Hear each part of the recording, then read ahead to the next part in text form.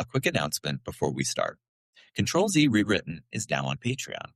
The main feed stays free always, but if you want more, there's the full script of every episode, a bonus series where I take apart alternate history that somebody else already made, a vote on which decision I cover next, and a printed map of the world as it looks at the end of one of these timelines, mailed out every December. Lots of cool stuff if you are interested. That's patreon.com/CTRLZ rewritten, all one word. And if that's not for you, totally fine. Listening and telling somebody about the show is the best way to show your support. Thank you for listening, and on with the show. April 28th, 1967. The third floor of the U.S. Customs House in Houston, where the Army turns civilians into soldiers. Muhammad Ali has been in the building since 8:30 this morning. He's 25 years old, the heavyweight champion of the world, undefeated in 29 fights, and famous on every continent. He works through the morning's paperwork and the physical, and the doctors mark him fit. At lunch, he turns down a ham sandwich because his religion forbids pork. Now it's 1 p.m. A line of 46 men waits while Lieutenant Steven Dunkley reads the rule. Take one step forward when your name is called, and the step itself puts you in the United States Army. Dunkley reads 6 names, and 6 men step forward. Then the lieutenant calls out Muhammad Ali. The government has already told his lawyers what the step buys. No combat, no rifle, and a job boxing exhibitions for the troops. The same arrangement Joe Louis had in the last war.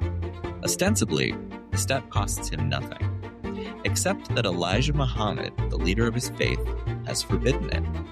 The last man who defied the Nation of Islam was Malcolm X, and Ali watched what happened. Refusing is a felony that carries 5 years in prison. Stepping forward is a betrayal of everything he swore. Ali stayed put and became a civil rights icon and arguably the greatest boxer of all time. But what if he steps forward?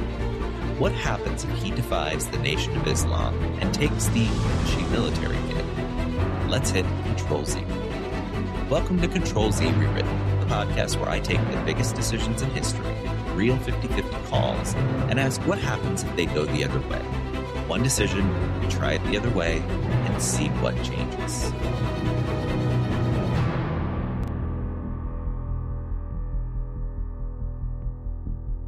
On February 25th, 1964, in Miami Beach, a 22-year-old named Cassius Clay beats Sonny Liston for the world heavyweight boxing title in a massive upset. He had spent 4 years telling everyone this would happen. He learned the act from a professional wrestler named Gorgeous George, who gave him the business advice of the century. A lot of people will pay to see someone shut your mouth, so keep on bragging, keep on sassing, and always be outrageous. The boast became a brand, and it had a name: the Greatest. The morning after Liston, the new champion confirms what reporters had been whispering for months. He belongs to the Nation of Islam, a black separatist religious movement run by Elijah Muhammad, and on March 6th, its leader gives him a new name, Muhammad Ali. The white press refuses to print it, and so do most of his opponents. The Nation is a dangerous organization to leave. In February of 1965, Malcolm X, its most famous minister, is shot dead in Manhattan after breaking with Elijah. So Ali stays loyal. Years later, he told the reporter Dave Kindred exactly why. You saw what they did to Malcolm X. I can't leave the Muslims. They'd shoot me too. The Army enters the story through a paperwork change. In 1964, Ali fails the military qualifying exam twice, scoring in the 16th percentile, and he gets classified 1Y, or unfit for service. But then the war effort in Vietnam needs more men. In November of 1965, the Army lowers its passing standard, and on February 17, 1966, a reporter walks onto the lawn of Ali's rented house in Miami and tells him his Louisville draft board has reclassified him as 1A, fit and first in line. After a full day of questions, the champion blurts out the sentence that follows him forever. Man, I ain't got no quarrel with them Viet Cong. His chronicler at the New York Times, Robert Lipsyte, called it pure improvisation, and the rest of his life got built on it. Ali files as a conscientious objector, a man whose religion forbids him from fighting in any war. In August of 1966, the Justice Department holds a hearing in Louisville before Lawrence Gromit, a retired judge with 25 years on a Kentucky bench. Gromit listens to Ali, his parents, his lawyer, and a minister of his faith. The judge reads the full FBI file and recommends that the claim be granted. And then the Justice Department overrules its own judge, and the appeal board denies the claim, but they don't give a reason. While the appeals run, he fights, because promoters at home keep canceling on him. He defends his title in Toronto, in London twice, and at Frankfurt, and then comes home to Houston and spends 15 rounds punishing Ernie Terrell, who kept calling him Clay and shouting, "What's my name?" between punches. On March 22, 1967, at Madison Square Garden, he knocks out Zora Fali in the 7th round, and writers call it the sharpest night of his career. He is 5 weeks from the induction center and fighting better than any heavyweight ever has. The government doesn't actually want Muhammad Ali in a foxhole. Officials offer his camp what Ali later described as all kinds of deals. It's a ceremonial appointment modeled on heavyweight boxing legend Joe Louis, who spent World War II boxing 96 exhibitions in front of 2 million troops, and he never went near combat. Sugar Ray Robinson, Ali's boyhood idol and the only other fighter with a claim to the title of greatest ever, begs him to take it. In March of 1967, Ali tells Robinson the real reason he can't. Elijah Muhammad told me that I can't go. The founder of the nation had done 4 years in federal prison for resisting the draft in World War II. Refusal was doctrine, backed by his own prison record. So on April 28th, Ali refuses to step forward despite 3 calls of his name, and he hands the officers a written statement claiming exemption as a minister of Islam. He hasn't been charged with anything yet, but it doesn't matter. Within hours, the New York State Athletic Commission suspends his boxing license and withdraws recognition of his championship. The World Boxing Association, the sport's biggest sanctioning body, strips him of the title the same afternoon, and every commission in the country falls in line immediately after. By dinner of the same day, the heavyweight champion of the world has no title, and nowhere on earth he's allowed to fight. 2 days later, Martin Luther King Jr. stands in the pulpit of Ebenezer Baptist Church in Atlanta, with Stokely Carmichael in the pews, and preaches against the war. King, who had absorbed 2 years of attacks for opposing Vietnam, holds the champion up by name. Here is a young man willing to give up fame, willing to give up millions of dollars in order to stand up for what conscience tells him is right. At a press conference, he goes further. He's absolutely sincere. I strongly endorse his actions. On June 4th, the athletes come to judge for themselves. NFL star Jim Brown pulls 12 of the most prominent black men in America into an office in Cleveland.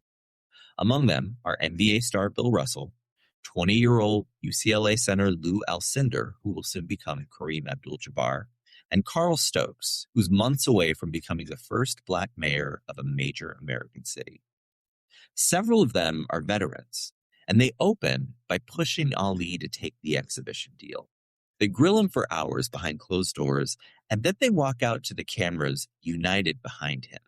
And the photograph of that press conference becomes the founding image of athlete activism in America. Bill Russell tells Sports Illustrated afterward, "I envy Muhammad Ali. He has something I've never been able to attain and something very few people I know possess. He has an absolute and sincere faith." The government is less moved. On June 20th, in a Houston courtroom, an all-white jury deliberates for 21 minutes, and the judge hands down the maximum sentence, 5 years in prison and a $10,000 fine. Ali surrenders his passport and stays free on appeal, banned from the ring at home and barred from leaving the country. For the next 43 months, he earns his living talking. He embarks on a 68 college lecture tour at $3,000 a night and 7 performances of a Broadway musical called Buck White, where the program bills him as Cassius Clay. And then his church turns on him anyway. In April of 1969, after Ali says on television that he'd return to boxing for the money, Elijah Muhammad suspends him for a year and takes the holy name back. We will call him Cassius Clay. His comeback runs through the South. In September of 1970, a federal court rules New York's license denial arbitrary, and on October 26th, Ali returns in Georgia, a state with no boxing commission, in a deal engineered by State Senator Leroy Johnson. His opponent, Jerry Corey, lasts 3 rounds. Then, on March 8th, 1971, that exile buys the biggest night in the history of the sport. 2 undefeated champions at Madison Square Garden, Muhammad Ali versus Joe Frazier. $2.5 million guaranteed to each man, which is roughly $20 million today. The largest purse boxing had ever paid. Frank Sinatra photographs the fight for Life magazine and lands the cover. Actor Burt Lancaster helps call the fight on closed-circuit television, the system that piped live boxing into ticketed theaters. And 300 million people across 50 countries watch Frazier drop Ali in the 15th round and hand him the first loss of his career. And then, on June 28, 1971, the Supreme Court reaches back to that unexplained denial from 1966. Since the appeal board never said why, the conviction cannot stand. SCOTUS rules 8-0, and Ali is officially a free man. Now, the rest you know, and the point is how far it runs from a Houston induction room. Don King, a Cleveland promoter fresh out of prison, sells a dictator on a $10 million resurrection, and Ali knocks out George Foreman in Zaire, Africa in 1974 to take the title back. A fight in Manila in the Philippines follows in 1975. 14 rounds of punishment Ali called the closest thing to dying he ever experienced. The Parkinson's diagnosis comes in 1984. In 1996, a swimmer named Janet Evans carries the Olympic flame up a ramp in Atlanta and hands it to him, and a worldwide audience watches his shaking hand light the cauldron. In 1992, his wife incorporates a licensing company called Greatest of All Time. And in 2000, the rapper LL Cool J welds that phrase to a Harlem playground nickname and gives sports the word GOAT. In 2005, he receives the Presidential Medal of Freedom. When Ali dies in June of 2016, 4 NBA stars open the ESPY Awards 5 weeks later by reciting the athletes who set the model for taking a stand. And his name sits at the center of the list. And in 2019, his hometown of Louisville renames its airport after him. And all of it, the Olympic torch, the acronym, the eulogies, the airport, it all grows out of the half second in Houston where he refused to step forward. And here is where we press Control-Z.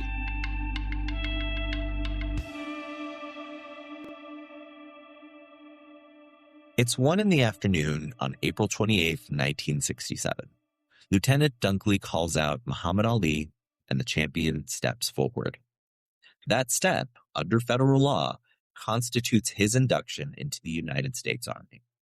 He raises his right hand beside 46 other men, and by 2 o'clock, Private Ali is signing enlistment paperwork on the 3rd floor, while Howard Cosell, on the sidewalk below, broadcasts the surrender of the most defiant athlete alive.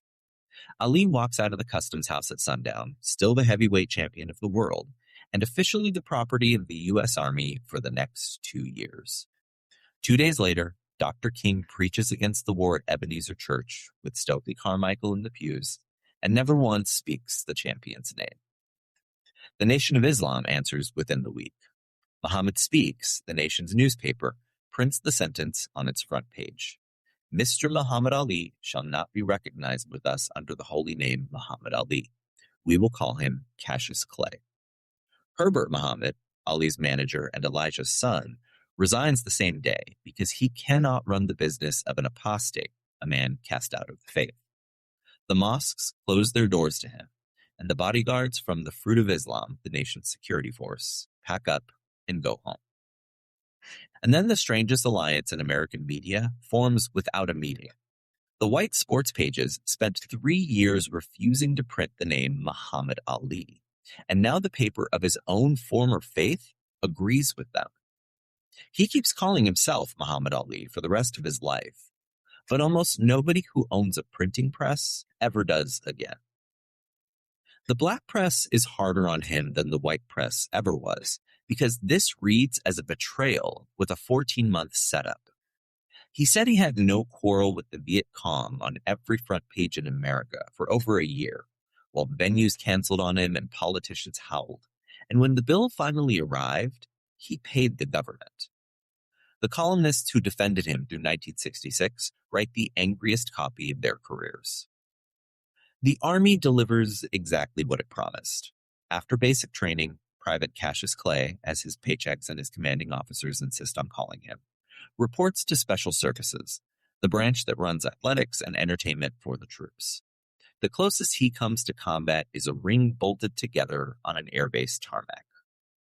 Through 1967 and 68, he tours stateside posts and then South Vietnam itself, boxing 3-round exhibitions for the men whose war he questioned from a lawn chair in Miami.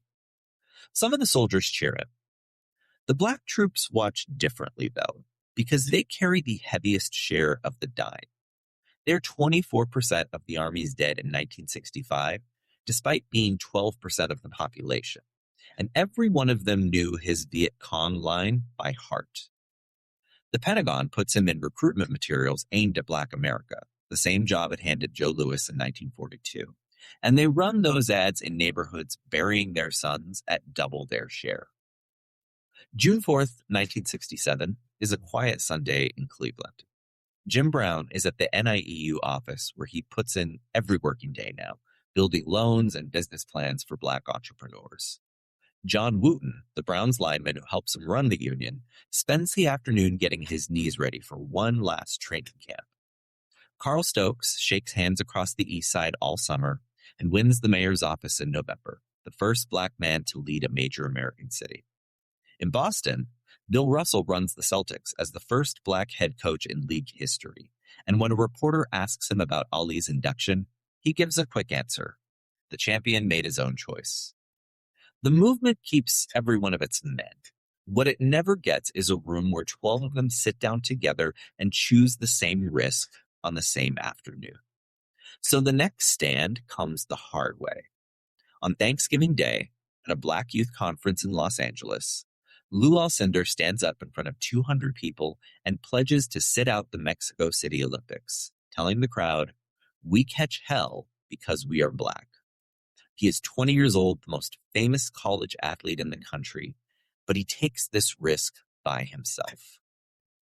And then 1968 arrives, and the country burns. The Tet Offensive begins at the end of January. Communist forces attack more than 100 cities and towns the generals had called secure, and Americans watched the fighting on the evening news. On April 4th, James Earl Ray shoots Dr. King dead on the balcony of the Lorraine Motel in Memphis, and the Army grants Private Clay leave for the funeral, where he stands in the Atlanta crowd as one mourner among 100,000, a soldier in a dark suit. The television cameras sweep right past him. In October, the Olympic Games open in Mexico City. Harry Edwards brings his athletes' revolt to the Games. Edwards built the movement on the racism his athletes lived with at San Jose State, on the readmission of apartheid South Africa, and on Avery Brundage, the American Olympic boss who had championed Hitler's Berlin Games in 1936. His demand sheet calls for Brundage's removal and the expulsion of the apartheid states, as well as the hiring of Black coaches. On October 16th, Tommy Smith and John Carlos bow their heads on the medal stand and raise their fists, and that photograph goes around the world. Days later, a 19-year-old named George Foreman wins heavyweight gold and circles the ring holding a small American flag. And Muhammad Speaks prints the private and the medalist in the same paragraph, with contempt to spare for both. That's the lesson April 28th teaches in this world. The most famous Black man in America looked at the price of a stand, he counted it, and then he stepped forward. Every athlete who considered a stand after him did that math alone.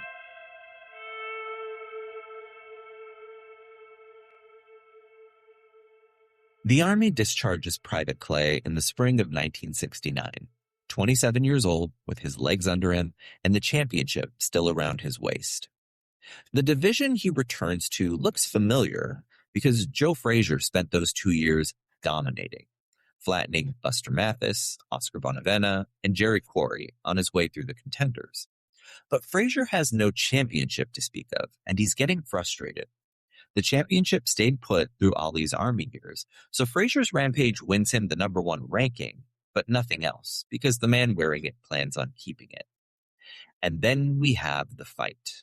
Two extremely talented, undefeated boxers, and only one of them with a title. They meet on February 16th, 1970 at Madison Square Garden.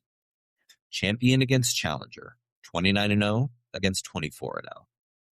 The Garden sells out, the closed circuit does strong business, and the purses run to 6 figures, the going rate for a great prize fight in 1970. Frank Sinatra watches from the 10th row like everybody else. The ring holds the 2 best heavyweights alive, and 20,000 people pay to see which one is better, because really that's the only question on the card. Clay dances all 15 rounds. He takes Frazier's left hook twice, but he stays off the ropes and he wins a unanimous decision on his superior speed. A rematch in 1971 sells out Madison Square Garden again and ends the same way on the cards. And after that, Frazier's people stop calling. George Foreman arrives, and in 1973, the hardest puncher the division has ever produced, the same man who circled the Mexico City ring with a small flag 5 years earlier, finally gets his shot at the champion. Clay stops him late, upright and moving, in the center of the ring. He stays up on his toes from the opening bell the same way he did against Liston 9 years earlier. His legs came back from the Army in the same condition he took them in. The rope-a-dope style he's famous for in our world, the one that likely cost him his mobility later in life, isn't necessary in this one. Don King, a Cleveland numbers man fresh off a manslaughter sentence, comes around in 1972 selling a charity exhibition, and the champion boxes 3 rounds for a hospital and sends him home happy. But Don King wants a bigger stage. In 1974, he flies to Kinshasa and pitches Mobutu Sese Seko, the dictator of Zaire, on a $10 million championship fight staged in Africa, with the government picking up the bill. Mobutu wants drama for money like that, but King is selling a routine defense by a champion who essentially wins on schedule every year. The minister hears the pitch and then politely declines. The heavyweight title spends the entire decade inside of America, in New York and Las Vegas, selling closed-circuit tickets at prize fight prices. And King is forced to go back to Ohio to promote club cards. Rocky Marciano retired in 1956 at 49-0, the only heavyweight champion who never lost. And for 19 years, no fighter ever got near his record. Then, on a night in late 1975, Cassius Clay wins for the 50th time. And the crowd applauds the way people applaud round numbers, warmly but briefly. In 1976, at 34 years of age, he defends his title one more time and retires at 51-0, with Liston, Frazier, and Foreman all on the ledger, every one of those a victory. He walks away with his voice clear, his hands steady, and his memory whole. Behind him, Foreman claims the vacant championship in 1977 and holds it into the next decade. And Frazier retires in 1976 as the greatest heavyweight who never wore the belt, because his entire prime ran opposite one unbeatable man. The record book now reads 51-0. Half a century on, it still stands untouched.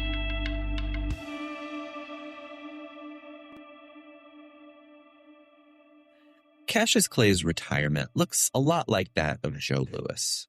Louis, the last champion who served in a war, came home a hero, ended up owing the IRS more than $1 million, worked the door at Caesar's Palace as a greeter, and in 1981, President Reagan waived the eligibility rules to bury him at Arlington National Cemetery. Clay gets the upgraded version of that deal.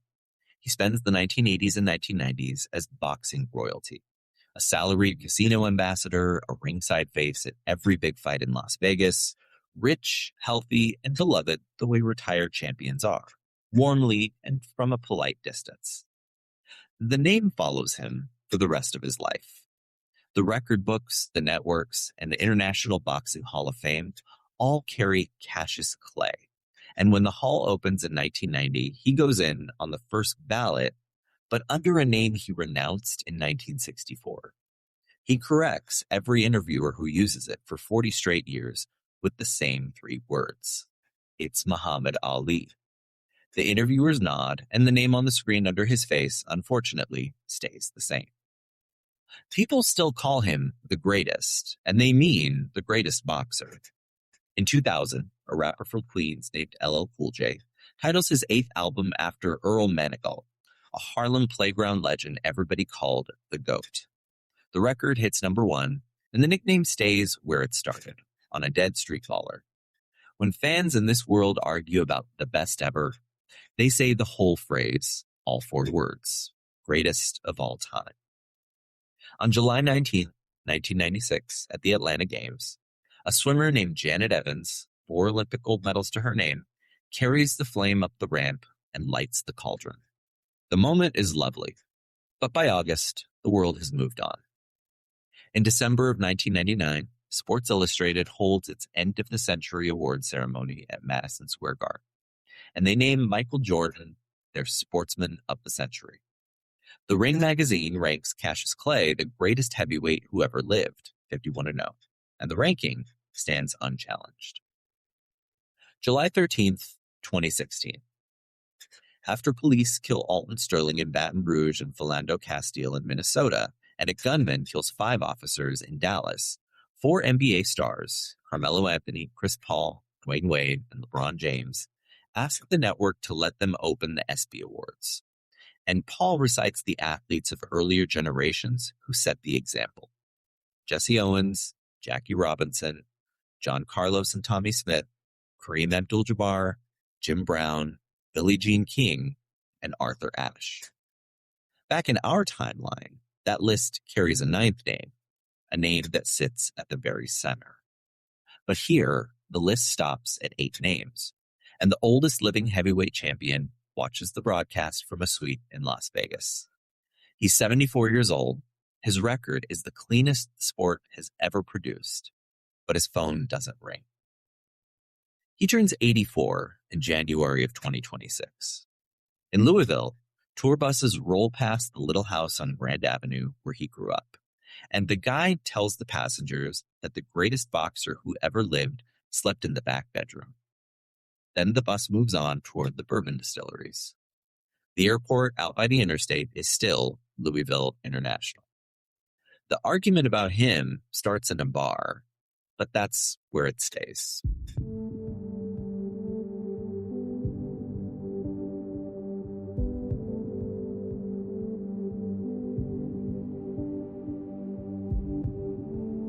The story everyone tells about the real April 28th is that it robbed Muhammad Ali of the 3.5 best years of his life, the years between 25 and 28, when an athlete is in their absolute prime. The government took his title, his license, and his passport, and every version of his story treats that theft as the central tragedy. Run that decision the other way and add up what the easy path actually delivers.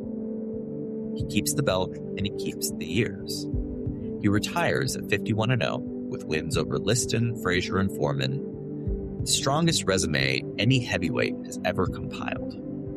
The real man went 56-5. On paper, the alternate man is the better boxer. But his legend shrinks anyway, because the lists that rank the real Ali first were never just measuring boxing. The 5 losses count in his favor. The 43 missing months count in his favor.